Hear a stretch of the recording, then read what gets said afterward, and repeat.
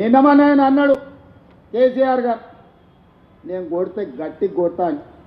నేమన్నా చెప్పిన, అయ్యా ఏందయ్యా కొట్టనికి, అది ఏమన్నా పుల్లా ఆప గట్టి కొట్టనికి అని అడిగి. చంద్రశేఖరరావు గారు ఈ వేదిక మీద నుంచి చెప్తున్నా, నీ గట్టి కొట్టాలంటే నీ కొడుకును వంగబెట్టి కొట్టు. ఎందుకంటే ఆయన తిరుగుళ్ళు చూడు, అటు చేసే వ్యవహారాలు చూడు. నీ బిడ్డను రెండు చప్పరి, ఎందుకంటే లిక్కర్ దందాలో ఉండి ఈడ నిన్ను ఓడించిందే కదా, ఆడ కేజ్రీవాల్ కూడా మింగేసింది. నీ అల్లుడు భూదందాలు చప్పరి, నీ అల్లుని పట్టుకొని నాలుగు గట్టిగా కొట్టు, వాళ్ళను కొడుకుని కొట్టు, అల్లుని కొట్టు, బిడ్డను కొట్టు, సడ్డకుని కొడుకుని కొట్టు, గట్టి కాదు కట్టె తీసుకొని కొట్టు. వీళ్ళు చేసిన దుర్మార్గాలు తెలంగాణ సమాజం చూసింది కాబట్టే నిన్ను గట్టిగా వంగబెట్టి కొట్టింది తెలంగాణ సమాజం అని చెప్పిన చంద్రశేఖరరావుకు ఆయనకు చెప్తున్నా.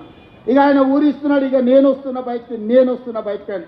అయ్యా నువ్వు బయటకు వచ్చినప్పుడు, నువ్వు కుర్చీలో ఉన్నప్పుడే మా యూత్ కాంగ్రెస్ కార్యకర్తలు నేను బండకేసి కొట్టిరు. మళ్ళీ వచ్చేదేముంది? నువ్వు ముఖ్యమంత్రిగా ఉన్నప్పుడు, నీ పార్టీగా అధ్యక్షుడిగా ఉన్నప్పుడే మా యువజన కాంగ్రెస్ పిల్లలు నిన్ను బండకేసి కొట్టి ఓడగొట్టి ఇంట్లో ఊసబెట్టారు. ఇవాళ కేటీఆర్ గారు ఊర్ల మీద తిరుగుతున్నాడు, కొత్త బిచ్చగాని పొద్దుగుతారు కదా.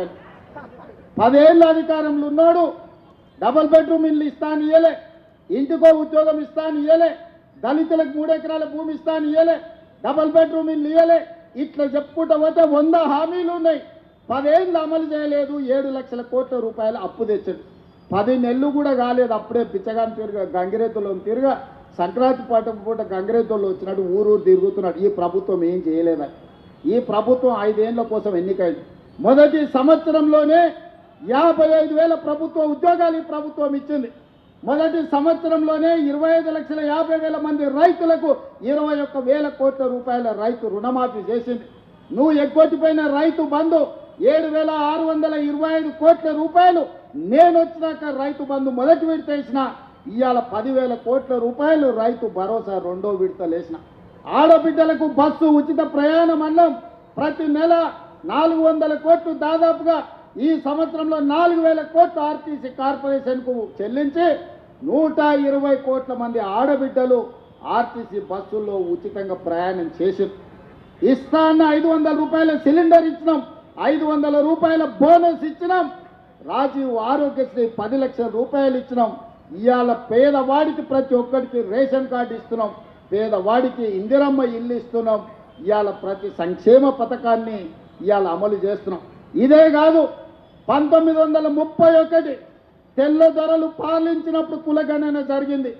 దాదాపుగా 95 ఏళ్ల నుంచి స్వతంత్రం వచ్చినాక నరేంద్ర మోడీ 3 సార్లు ప్రధానమంత్రి అయినా బీసీ కులగణన జరగలేదు. ఇవాళ నా రాష్ట్రం తెలంగాణ రాష్ట్రం, కాంగ్రెస్ పార్టీ రాహుల్ గాంధీ నేతృత్వంలో ఈరోజు తెలంగాణ రాష్ట్రంలో కులగణన చేసిన ప్రభుత్వం ఈ దేశంలోని ఏకైక ప్రభుత్వం. లెక్కలు తేల్చిన ప్రభుత్వం కాంగ్రెస్ ప్రభుత్వం.